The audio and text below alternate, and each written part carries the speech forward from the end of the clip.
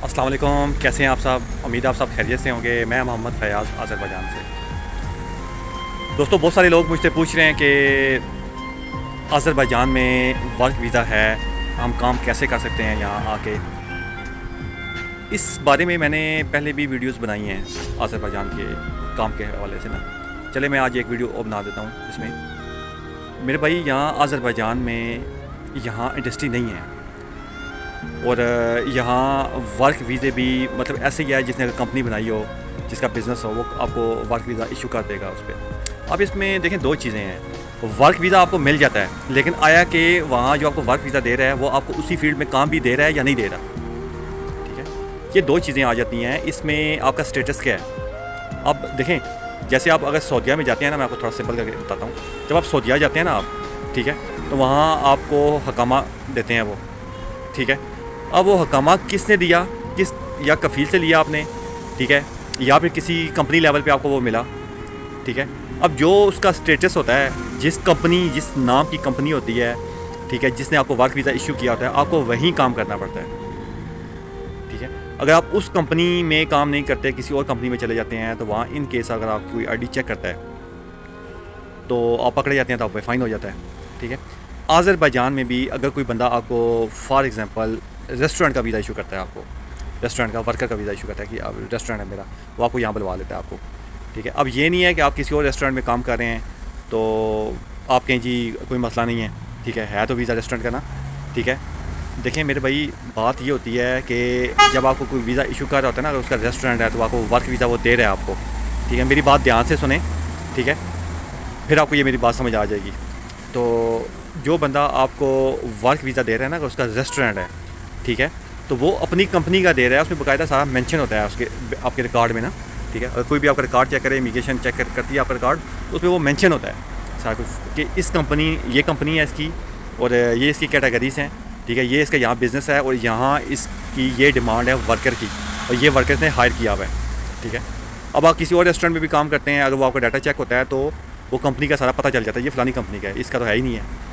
ये मैं आपको डरा नहीं रहा, बंदे आ रहे हैं, काम कर रहे हैं यहाँ आके। ठीक है, कोई डिलीवरी फूड का काम कर रहे हैं, कोई रेस्टोरेंट में लगे हुए हैं, कोई इसी तरह सर्विस स्टेशन पे हैं, कंस्ट्रक्शन की फील्ड में लगे हुए हैं।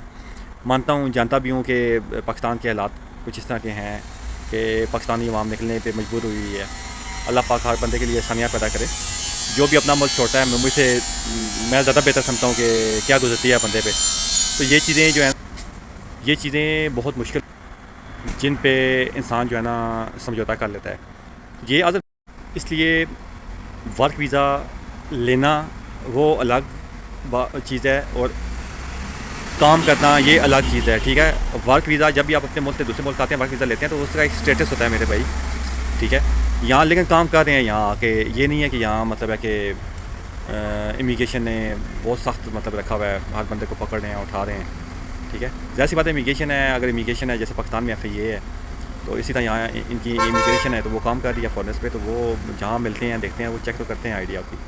ठीक है, अब जैसे ये रिसेंटली अभी क्या हुआ है कि जब यहाँ अक्सर स्टूडेंट आते हैं लोग ना, तो वो कुप्चा जो है ना, उन्होंने क्या किया कि कुप्चे वो ले लेते हैं, ख़रीद लेते हैं कुप्चे। वो रिहाइश उनकी कहीं और होती है, कुप्चा वो कहीं और का ले रहे होते हैं। तो इससे पहले भी मैंने इस पर वीडियो बनाई थी। तो इमिग्रेशन ने क्या किया जी, पहले सबको जो है ना वेरीफाई किया, वेरीफाई करके ये कहाँ ये अभी यहाँ है या नहीं है। फिर उसके बाद उन्होंने क्या किया कि उन्हें जो है ना सबको बुलवाया, उन पर फ़ाइन कर दिया, सब पे।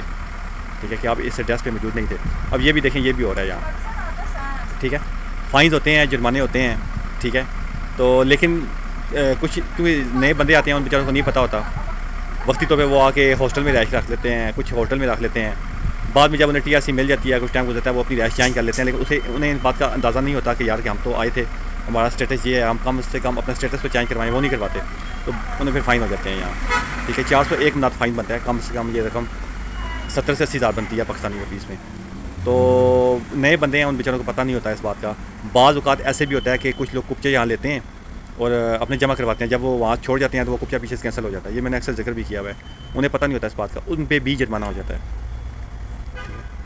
तो इसलिए जो वर्क वीज़े का मुझसे पूछ रहे हैं, ठीक है, वर्क वीज़े का मेरे भाई यहाँ एक तो महंगा है थोड़ा सा, फिर दूसरा जो है ना, यहाँ अगर आप आते हैं तो उस फील्ड में आपको मतलब इतने पैसे मिलते नहीं हैं आपको। ठीक है, कि आप यहाँ किसी से वीज़ा ख़रीद के आप उसी के पास काम करें कि वो आपको पैसे दे। हाँ, अगर आपके पास कोई टेक्निकल फील्ड है, हुनर है आपका, ठीक है, या आप शेफ़ हैं तो कोई कंपनी आपको हायर करती है अपने पास, ठीक है, वो पहले से आपकी सारी वो एग्रीमेंट हो जाता है आपस में, वो एक अलग मैटर है उसका।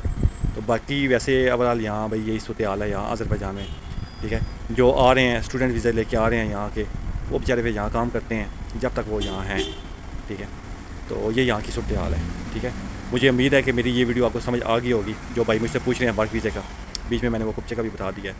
वैसे तो मेरी कोशिश होती है कि मैं हर चीज़ सेपरेट वीडियो बना के आपके साथ शेयर करूँ, आपको बताऊँ, तो ताकि आपको इजीली समझ आ जाए कि जो भाई यहाँ आना चाहते हैं या जो मतलब है यहाँ वर्क वीज़े का मुझसे पूछ रहे हैं, जो भी जो पूछते हैं वो मुझसे। दुआ में याद रखिएगा। अल्लाह हाफ़िज़।